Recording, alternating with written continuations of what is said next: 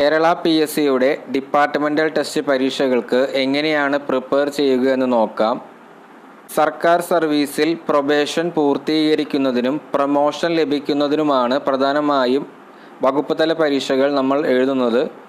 ഓരോ പേപ്പറും പാസ്സാവാനായിട്ട് 40% മാർക്ക് മാത്രം മതിയാവും.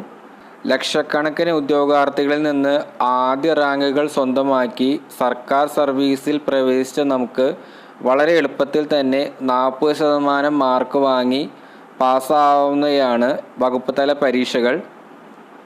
ചുവടെ കൊടുത്തിട്ടുള്ളത് സർക്കാർ സർവീസിൽ പ്രൊബേഷൻ പൂർത്തീകരിക്കാൻ ഉതകുന്ന പരീക്ഷകളാണ്.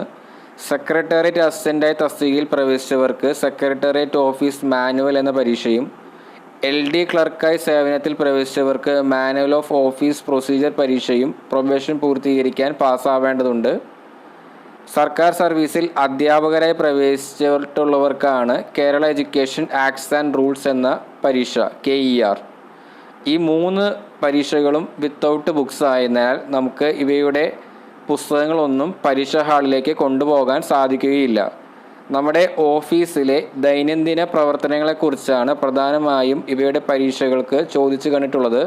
ധാരാളം previous year question papers work out ചെയ്യുന്നതിലൂടെ നമുക്ക് വളരെ എളുപ്പത്തിൽ തന്നെ 40% മാർക്ക് വാങ്ങി പാസ്സായാവുന്നവയാണ് ഇത്രയും പേപ്പറുകൾ.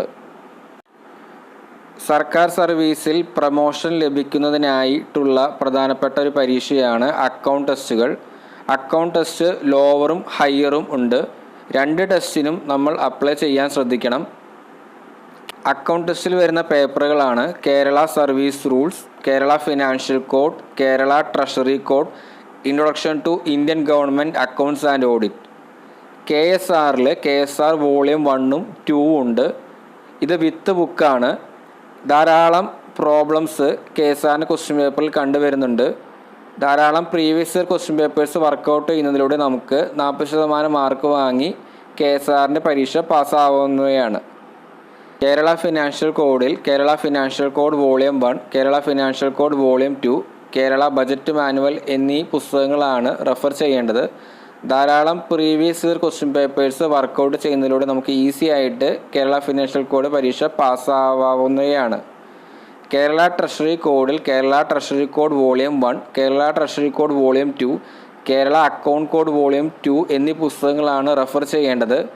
TR ഫോമുകളെക്കുറിച്ചും TA ഫോമുകളെക്കുറിച്ചുള്ള ധാരാളം ചോദ്യങ്ങൾ കേരള ട്രഷറി കോഡിൻ്റെ ചോദ്യപേപ്പറിൽ കണ്ടുവരുന്നുണ്ട്. ഇവയെല്ലാം പുസ്തകം നോക്കി നമുക്ക് ഇൻഡെക്സ് നോക്കി വളരെ എളുപ്പത്തിൽ തന്നെ ഉത്തരത്തിലെത്താവുന്ന